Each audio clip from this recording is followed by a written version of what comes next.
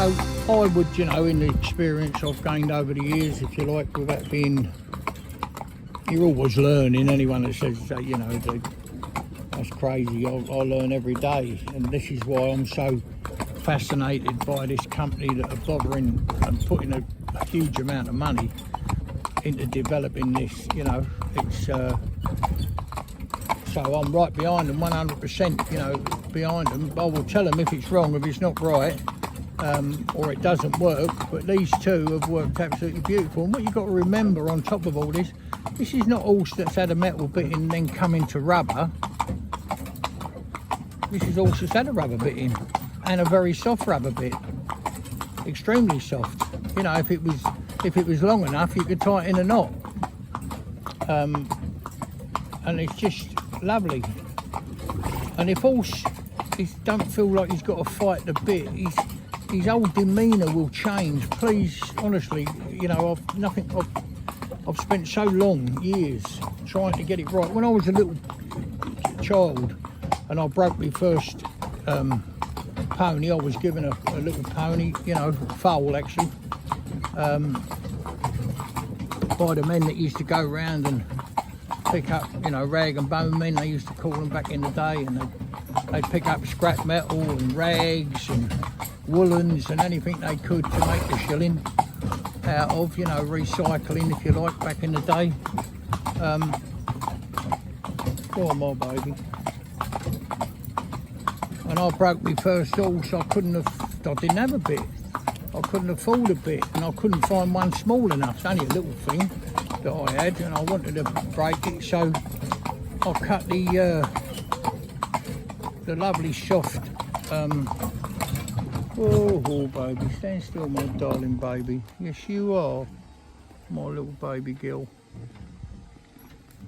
So I couldn't afford a bit, so I used to cut the leather handle when I was going around with the old scrap man, picking up a load of bits and pieces and like that. There used to be what they called music sheet briefcases. They were ideal. Sometimes they had two like big ball bearings on the end and a metal bar, and that formed the handle. And others had two big rings, well, not that big, about an inch and a quarter, I suppose, diameter, and they had a piece of leather, soft leather, backwards and forwards, backwards and forwards, backwards forwards for about 6 inches, and then it was another piece of leather was put around and sewn into place, and I used to use them as bits. Yeah, all that time ago. I'm talking about I'd be 8. You're talking about many years ago now. So, and that's what I used as bits, and then when I, you know, got well, old catalogue books and stuff like that, was, you know, sometimes you'd find them. Like one place we cleared out a harness makers, and in there was some real old books from 19, I think one was 1901. It's sort of, they brought out a catalogue every year, and there was I can't remember now, 1901 or 1897, I think, to about 1910. There was one every year, and they was under the counter, and I kept them. I'm really pleased, you know, I did, because it showed you in there. Not only did it show you some rubber bits, but it also showed you in there leather bits. Now, I never knew anything about leather bits. It's just, I thought, well, it's got a ring on each end and it'd do. And my horses, my 2 colts, you know, I drove, I got one and then I was given another one a year later. Well, it was a yearling, so they're both the same age. It's only going to make 13 and 13.2, but good stocky working ponies, you know, that would pull a pony trolley, no trouble at all.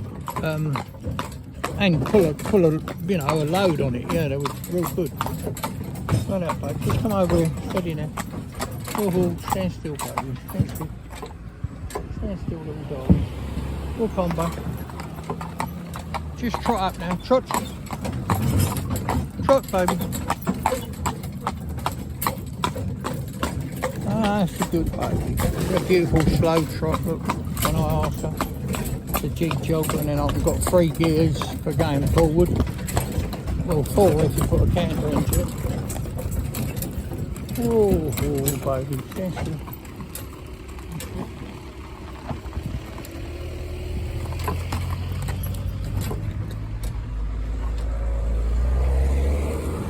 All cut, darling.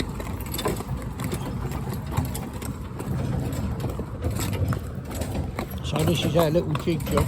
Jig, jig, jig, jig, jig, jig, jig, jig. Trot.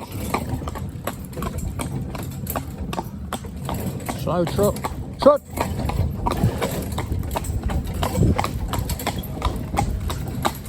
Trot on. Trot on.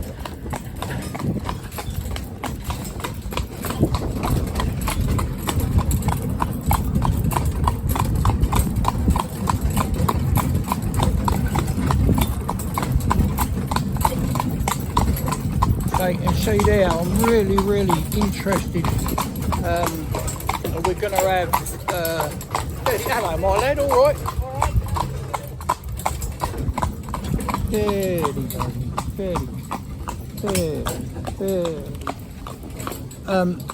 We're going to have I don't really understand it, real organised, you know, where you can talk on the television to someone else in a different country. I think we're going to do it that way, and I've got someone who's just had horses trained here, who's understands the language, and they're going to come along as well, so we can do some sort of meeting and I can talk to them about this. But so far, I've got to say, they're lovely. Obviously, the problem with most rubber bits, they get chewed. Now, a lot of the time, not all the time, a lot of the time is because the bit is put too high in the horse's mouth. I want to just talk about that for a minute. So they go, oh yeah, but if I put it in, no, you know, it'll get its tongue over. Not, this is a generalisation. You can't talk about every horse, that'd be stupid. This is just a generalisation, right? So, steady up my baby. I've got to concentrate on what I'm doing while I'm talking to you. So, that's my little baby. Yes, you are, you young rascal. That's lovely. So, I want to talk about this for a minute, where the bit should be in the horse's mouth. Now, I know everybody knows, you know, crease the lips and in the, you know, corner of the mouth, right? What I'm saying to you is a rubber bit is normally bigger in diameter than a metal bit. It can be twice as big. It's certainly half as big again. So, a lot of the time, people put the rubber bit in exactly the same. All I'm saying is to just bring it down a little bit. Now, here's a problem. How many holes have you got in your bridle, your adjustment, and how far are they apart?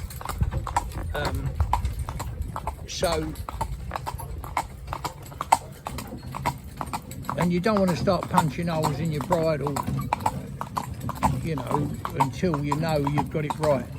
So a little strap or a little piece of rope or string behind their ears and over, and hang the bit in to find where the right place is, because you can still, you know, put some reins and just stand by the side of your horse and use your hands, you know, one over its back if you're tall enough, and, you know, and see how it is just with that.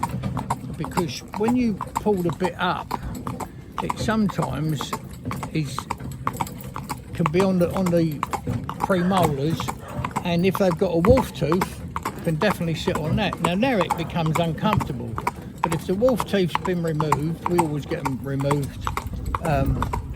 We ask people to get their, you know, dentist or vet, preferably be a vet, to check and see, but